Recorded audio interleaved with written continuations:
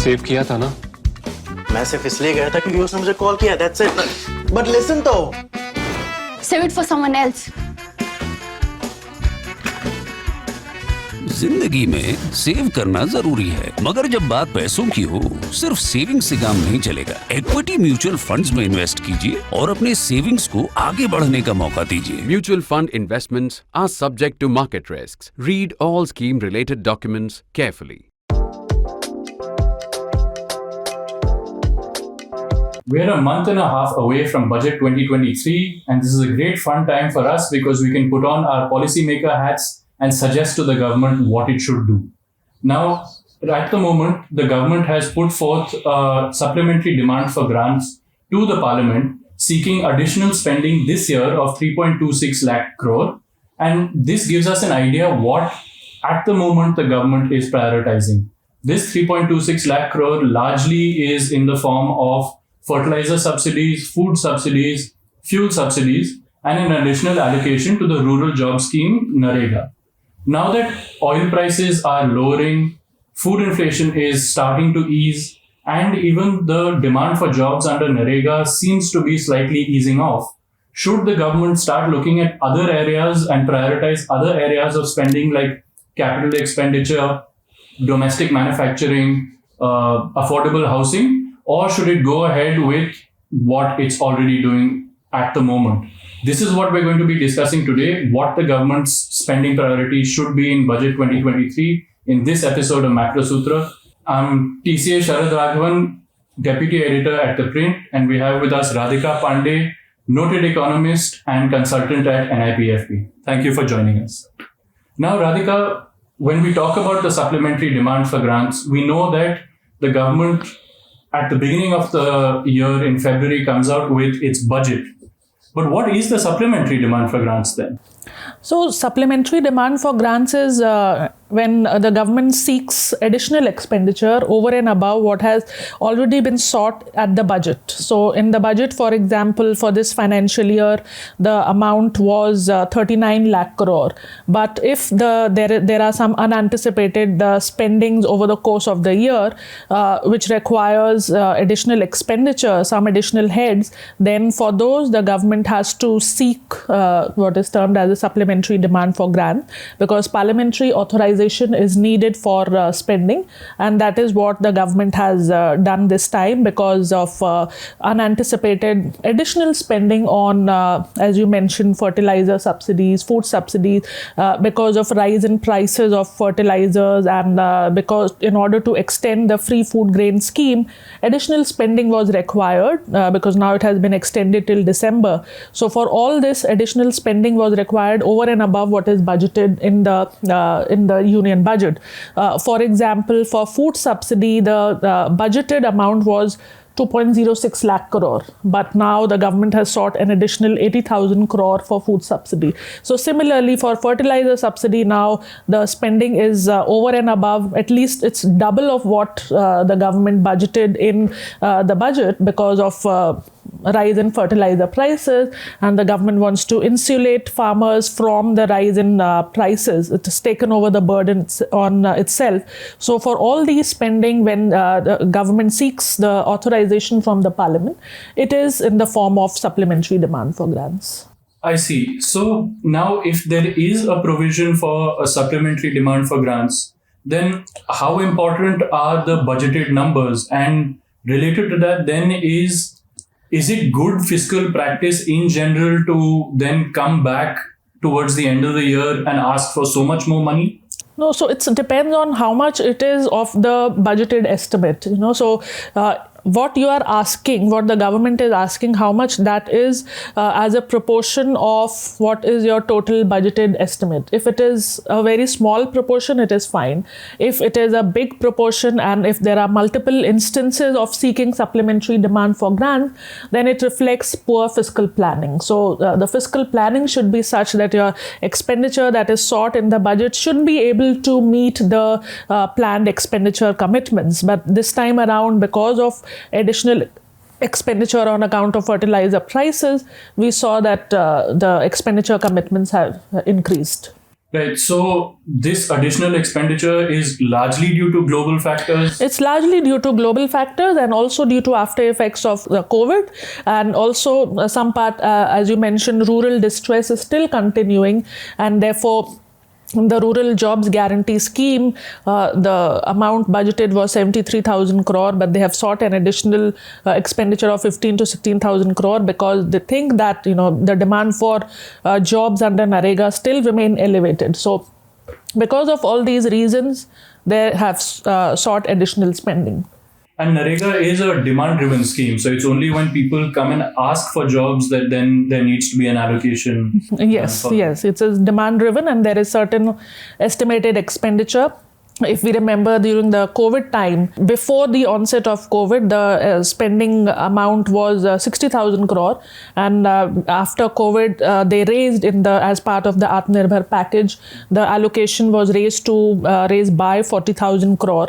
So overall, it became more than 1 lakh crore, and that time that scheme was very helpful in mitigating rural distress, also providing employment to reverse migrant laborers. So these schemes have helped, and a very important indicator of rural distress is the demand for jobs under NREGA. And if we see that what has been the trajectory, we see that though the demand has eased a lot as compared to the COVID peaks, but if we compare with 2019, still it is elevated. So this warrants additional expenditure by that metric. And also there are some other problems that need to be addressed, because there is a very important study conducted on the effectiveness of NREGA by Azim Premji University research scholars, and they have found that there is a problem of delays in wage payment, there are problems in delays in material supply, there is excessive centralization. So if all of those problems are also addressed, NREGA will become even more important significant flagship scheme of the government. But at the same time, if these inefficiencies are fixed, then maybe the government will not have to allocate as much. Yes, that's true, because they have to allocate more also to meet the previous expenditure allocation also. So once these inefficiencies are addressed, maybe the allocation could go down. But mostly it is linked to cyclical factors, it is linked to demand for labor, it is linked to the state of the rural economy, and NREGA tells us a lot about the state of the rural economy. And also, if there are alternate non-farm job opportunities are not available, then people tend to shift to NREGA, because agriculture provides us seasonal employment. So there are times when there is slack, there is not enough demand for farm employment. So therefore, if we do not have adequate non-farm employment to absorb the excess labor, the demand for work under NREGA would remain elevated. So now we'll get to budget 2023 in just a bit, but even just looking at the supplementary demands, we know that it's food, fertilizer, fuel, and rural jobs.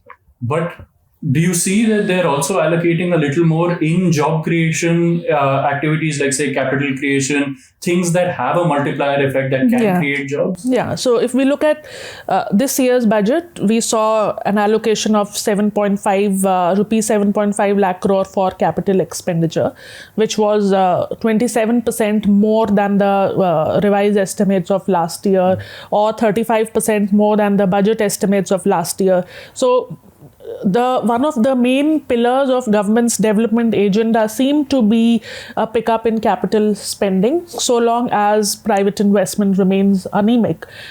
During last year and last to last year, it was mainly due to COVID and due to lockdown, slowdown in growth, slowdown in demand. And now there are other set of challenges like mounting inflation, monetary tightening, uncertainty. So we have seen private investment picking up. There are various green shoots of recovery shaped indicators available, which do suggest that private investment is picking up.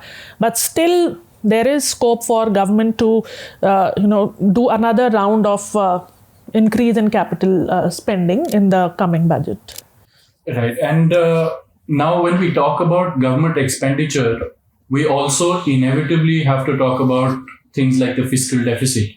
And what this means, what an increase in government expenditure means for fiscal deficit, and how that impacts India. So, first off, how will this affect our fiscal deficit target for the year? Yes, so fiscal deficit has been estimated at 6.4% of GDP for this financial year. And if we look at the projections, what the government estimates is that by 2025-26, the government wants to achieve a fiscal deficit of 4.5% of GDP. So going by this, we see that there is some there is some target towards fiscal consolidation going forward. Coming to this year, what we have seen, we just talked about the supplementary demand for grants that suggests that expenditure is rising, so maybe our deficit will be, we may be deviating from our budgeted target of 6.4%. But at the same time, if we look at the tax side, the taxes have been buoyant. Particularly direct taxes, income taxes and corporate taxes, they have risen more than 25% over the same period of last year. So if we go by this, because our tax revenues estimates were quite conservative, and we are going to surpass those estimates by a wide margin. So if we go by those, at least by our tax revenues would be quite buoyant. Expenditures would also increase. So on balance, we won't be deviating too much from our target. Hope is that we would be able to stick to the fiscal deficit target of 6.4% of GDP. Even if we deviate because of the additional spending commitments, it won't be too much because our revenues have been buoyant, particularly tax revenue. Even the non-tax revenues, we would be able to achieve the target as per the current trends that we are seeing from the CGA numbers. Okay, and now we have a lot of questions from all of you who are watching, and I'd like to intersperse those questions with some of my own questions. So we have a question from Girish Chidharan, who asks a conceptual question, but I think it's important that we address it, which is, what is the difference between a fiscal deficit and a budget deficit? Yeah. So budget deficit is a broader concept, which is the difference between total expenditure and total revenue. So that is the deficit. And when we come to fiscal deficit is again total expenditure excluding or minus the total receipts. But here we are excluding the borrowings, because borrowing is not a receipt in the true sense of the term. So in other words, fiscal deficit is total expenditure minus non-debt creating receipts. So we are saying, so in budget, we have the revenue account and capital account. So we have on the expenditure side, we have revenue expenditure plus capital expenditure minus revenue receipts and non-debt creating capital receipts. So when we just exclude the borrowing, then we arrive at the true measure of deficit, which we call as the fiscal deficit. Whereas budget deficit is total expenditure minus total receipts, which include all kinds of receipts, even borrowing. So that's the conceptual distinction between budgeted deficit and fiscal deficit. Right. And of course, now conventionally, it makes sense to not include borrowing in your receipts, because eventually you have to pay it back with interest. Yeah. So that's the difference. Now, what happens now? The government has been defending itself in parliament, and the opposition has been attacking it, saying that, oh, you're going to miss your fiscal deficit target. It's already so high. What happens if the government misses its target? And on the other side, like, what is the downside of a high fiscal deficit? Yeah. So if we look at the numbers from the CGA, so CGA is the Comptroller General of Accounts, which provides monthly trends of what is happening to revenue and expenditure as compared to the budgeted estimates, how much we have achieved as compared to what we had estimated.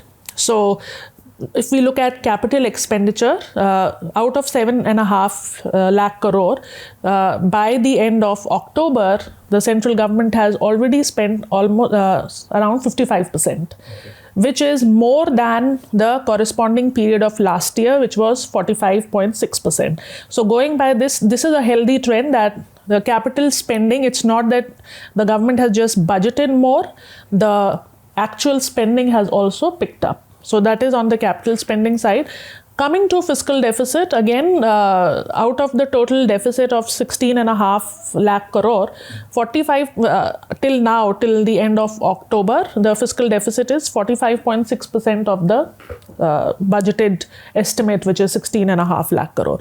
So going by this, we see that it is not too much of a deviation. In 7 months of this current financial year, it's 45.6% of the budgeted target. So going by that and going by the fact that revenues are quite robust, we won't be deviating too much. There could be a deviation of around 50,000 to 80,000 crore, but not too much given that our tax revenues have been buoyant. That is point number one. And second, what is the consequence of having a high fiscal deficit?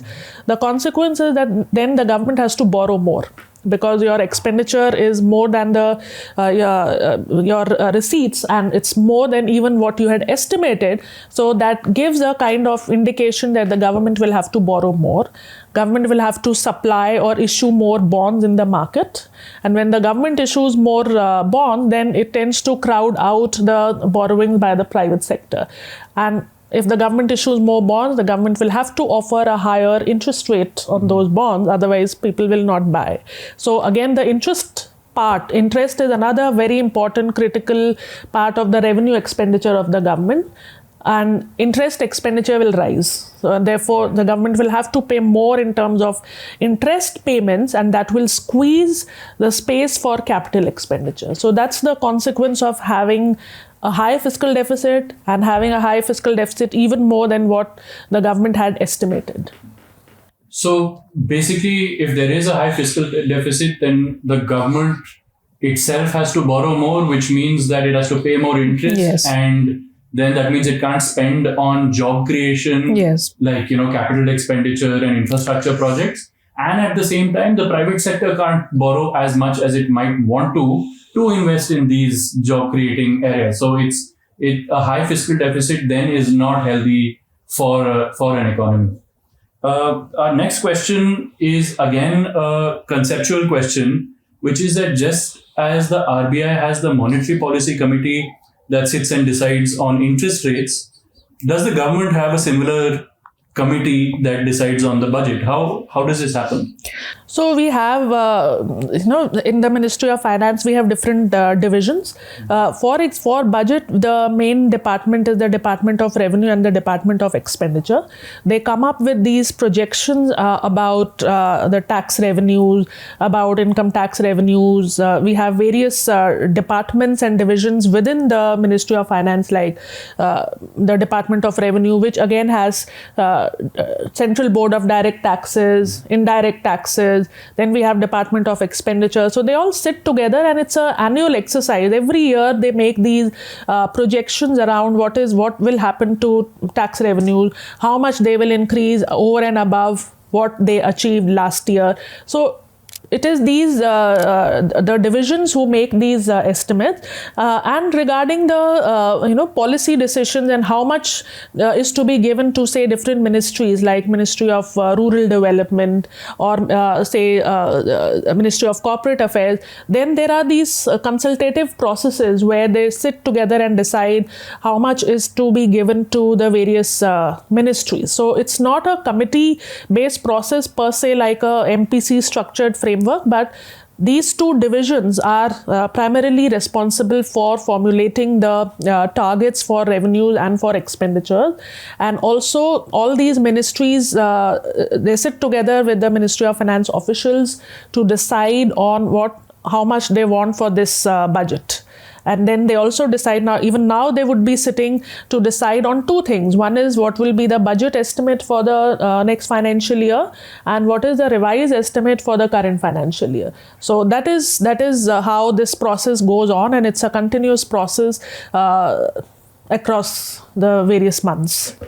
So rest assured, it's not just 7 people like the MPC is, it's entire teams of people that come up with the budget.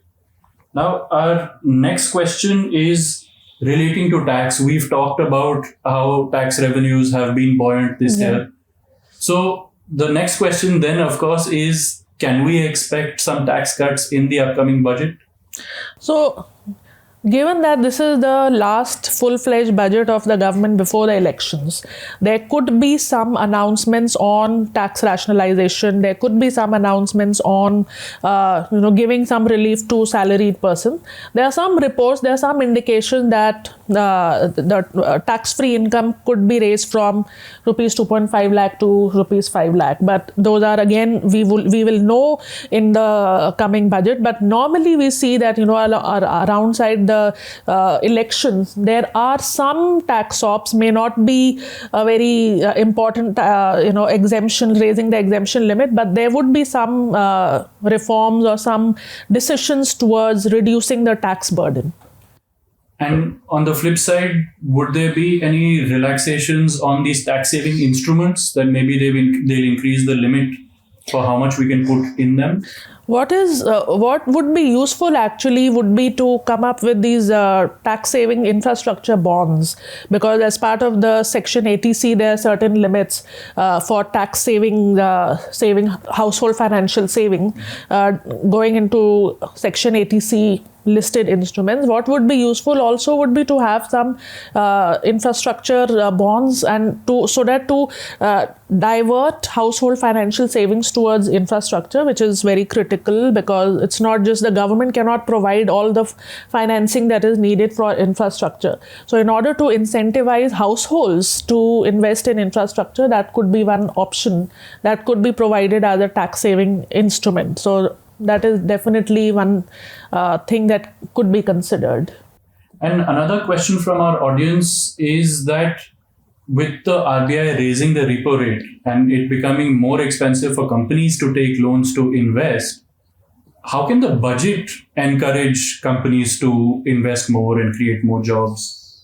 So what we have seen till now is that even though repo rate has been increased, we have not seen the credit getting dampened till now. So despite sharp increase in interest rate, we have now seen 225 basis points rise in the repo rate, but bank rate is still going at a robust pace. Even now, for the month of October, it was 18%. So bank credit is growing, and it's growing also to large industries. So it's not just that it's the personal loan and services that are capturing the big chunk of bank credit. It's even the large industries that are borrowing.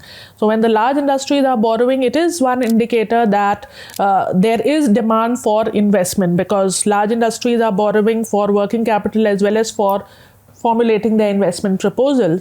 Also, if we look at the capacity utilization, it is picking up. So there are green shoots of recovery that we can see in the